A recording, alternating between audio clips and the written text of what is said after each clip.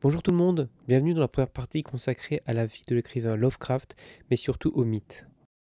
Beaucoup de gens qui s'intéressent à la dark fantasy connaissent le Grand Cthulhu, même si finalement, comme nous le verrons, ces nouvelles s'apparentent plus à la science-fiction. Mais qui connaît aussi bien les autres créatures comme Yog-Sothoth, Nyarlathotep, Dagon, les lieux inquiétants et les livres maudits, base essentielle du mythe, et finalement de Lovecraft lui-même? A-t-il écrit des nouvelles d'horreur? A-t-il eu une vie facile? A-t-il des héritiers? Sommes-nous seuls dans l'univers? À part pour la dernière question, je vais tâcher d'y répondre en parlant un peu de l'auteur et beaucoup du reste. Vous êtes prêts? Alors rentrons dans le cerveau d'un auteur qui, par ses écrits, a bâti une mythologie incroyablement riche, influença et influence encore pour longtemps des générations d'écrivains.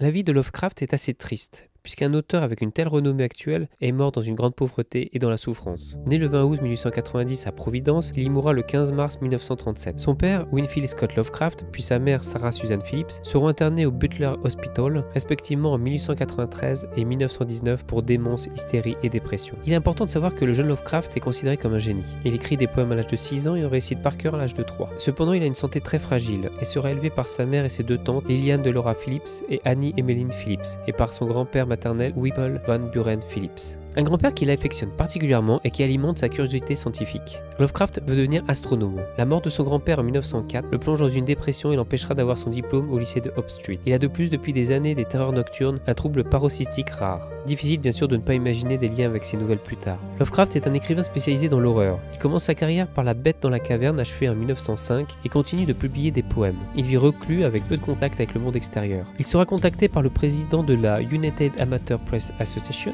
UAPA, Edward F. Das, suite à la lecture de ses échanges critiquant un auteur célèbre du pulp Argusy dans les propres colonnes du magazine. Le courant passe et même très bien, puisque Lovecraft devient membre de l'association le 6 avril 1914, puis son vice-président en juillet 1915, le rédacteur en chef en juillet 1917 et finalement le président fin du même mois. Cette association lui permet d'avoir énormément de complicité avec des auteurs comme Robert Bloch, auteur des romans Le cabinet du docteur Cagliari, Psychose, Robert Howard, connu pour son Conan, et qui soutenait comme Clark Ashton Smith, Abomination Fiondo, Other Dimension, etc. Après un mariage suivi d'un divorce, il retournera à Providence et y restera jusqu'à sa mort le 15 mars 1937. Ce qui est intéressant chez Lovecraft, c'est que son œuvre perdurera et sera enrichie par un cercle de fans. Parmi ceux-ci, difficile de ne pas parler d'August Derleth, un de ses plus grands héritiers. Il a pourtant été violemment critiqué car il va modifier le mythe en y apportant l'espoir dans cette lutte contre le bien et le mal. Il imagine que des êtres bons veillent sur l'humanité et avaient piégé les grands anciens dans différentes prisons. C'est lui qui crée et invente le mythe de Cthulhu. Mais combien sont-ils ces grands anciens? Je prends l'initiative de présenter le mythe de façon exhaustive, donc en incluant une sorte de panthéon dont certaines créatures ont été nommées ou inventées après la mort de Lovecraft. C'est une cosmogonie qui s'est créée grâce aux héritiers de ce génie de Providence. Donc nous avons un dieu du nom de Azathoth qui est en quelque sorte le maître des grands anciens et est ni plus ni moins le responsable du Big Bang. Cthulhu, Nyarlathotep, Ashtur et Shub-Niggurath sont les 4 grands anciens juste en dessous de lui. Le gardien de la porte entre le monde des grands anciens et celui des humains est Yog-Sothoth. Cette hiérarchisation par August Derleth a et est toujours contestée car elle explique finalement l'irrationnel, du moins un concept qui est censé rendre fou un humain, ce qui déplaît bien sûr à certains fans. Les grands anciens étaient les maîtres de la Terre à l'aube de l'humanité. Des cultes les vénéraient, puis ils ont été chassés et enfermés par des dieux protecteurs de l'humanité. À partir de là, il existe encore des personnes survivant ou descendants de cultistes qui espèrent le retour d'un des 4 grands anciens. Ceux-ci attendent patiemment de pouvoir retourner sur la Terre via une conjecture astrale. Des pluies de grenouilles, des typhons particulièrement puissants, des apparitions fantomatiques inexpliquées sont des manifestations que la conjoncture astrale approche. L'intérêt est bien sûr de le découvrir à travers les écrits. Maintenant que vous connaissez ces créatures, il est temps de découvrir où elles et leurs fidèles peuvent habiter. Tous les lieux emblématiques de cet univers se situent dans une région de la Miskatonic. C'est le critique indien Sunan Triambank Joshi qui nomme ainsi ce qu'on a appelé longtemps le pays de Lovecraft. J'ai décidé de conserver cette idée qui éveille en moi des souvenirs de soirées holistiques. Dunwich est une ville hors du temps, habitée par des consanguins ayant un niveau d'instruction si faible qu'il faudrait inventer une échelle négative pour la mesurer, bref un lieu propice aux pires atrocités. L'abomination de Dunwich a été adaptée sur le grand écran en 1970 avec les acteurs Dean Hall de Code Quantum, Stockwell et l'actrice Sandra Summerplace Dee.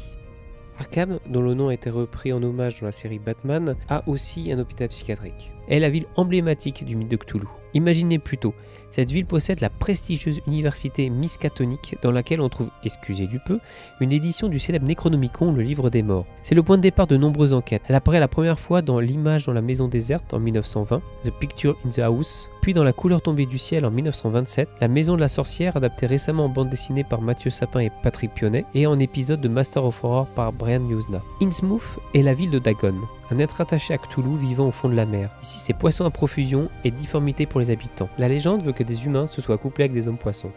Le film Dagon du réalisateur Brian Yuzna recrée assez fidèlement le livre éponyme de Lovecraft. Kingsport est situé au sud-est d'Arkham. Il est proche de la ville de Salem, ce qui veut dire qu'ici c'est la ville des sorcières. Sa première apparition date de 1921, The Terrible Old Man. On peut ajouter aussi comme lieu emblématique du mythe, Riley, la cité sous-marine du Pacifique Sud dans laquelle Cthulhu sommeille. Dans la demeure de Riley, le défunt Cthulhu attend en rêvant. L'influence du mythe de Cthulhu est considérable tant dans la musique, les jeux vidéo, les films, les séries télé et bien sûr les jeux de rôle. Côté film, je vous en conseille quelques-uns qui soit rendent hommage au mythe, soit sont une adaptation d'un roman ou d'une nouvelle liée au mythe. Dans les adaptations des écrits et nouvelles, on peut citer La maison de la sorcière de la série Master of Horror et le film Reanimator librement inspiré, les deux réalisés par Stuart Gordon. Je ne suis pas très fan du Dagon du même réalisateur, même s'il reste une relative bonne adaptation. Il a aussi réalisé From Beyond. Un des réalisateurs avec Stuart Gordon qui a su capter l'essence du mythe est John Carpenter, avec son Entre la folie, son Prince des ténèbres ou encore, si on considère le mythe comme de la SF, La chose. Tous les ingrédients d'un bon roman ou d'une bonne nouvelle y sont.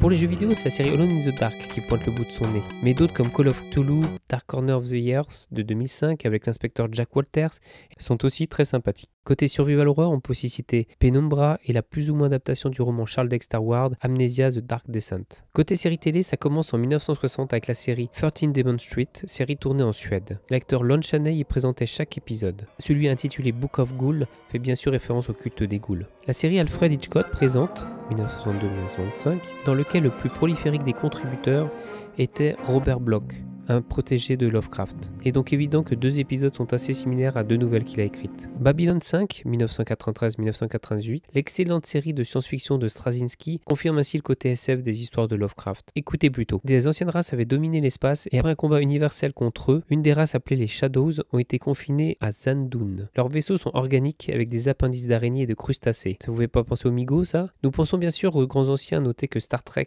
la série classique, aurait également sa référence à Lovecraft avec l'épisode 4 Spawn. Dark Shadow 1966-1971, la série originale et comique avec ses vampires, loups-garous, zombies pose aussi son hommage et un épisode en 3 parties qui fait drôlement penser à l'histoire de Dunwich Horror. Même la série produite par Sam Raimi et Bernard Joyle, Hercule, a une référence à Lovecraft. Dans l'épisode City of the Dead de la 6ème saison, Hercule est en Égypte et Nefertiti va lui demander de retrouver ni plus ni moins que le Necronomicon. L'épisode Gramma, écrit par Stephen King de la nouvelle 4ème dimension de 1992, appelée chez nous la 5ème dimension, est une pure merveille. Si dans son roman ça, si le clown avait eu adepte ou une secte, il aurait pu aussi être attaché au mythe. Après tout ça, une entité extraterrestre et les enfants sont aidés par une créature extraplanaire, la tortue. Il y a la série Supernatural qui avec la saison 6 pioche allègrement dans le mythe. Monster, Night Gallery, Au-delà du réel, Growth Magic, Suspense ont tous leur épisode Lovecraftien et enfin la web-série The Miskatonic Files est une bonne surprise. Nous attendons la série de Legendary Television qui va adapter 16 nouvelles romans de Lovecraft. Et pour finir, quand les japonais font du Cthulhu, ça donne ça. Ayore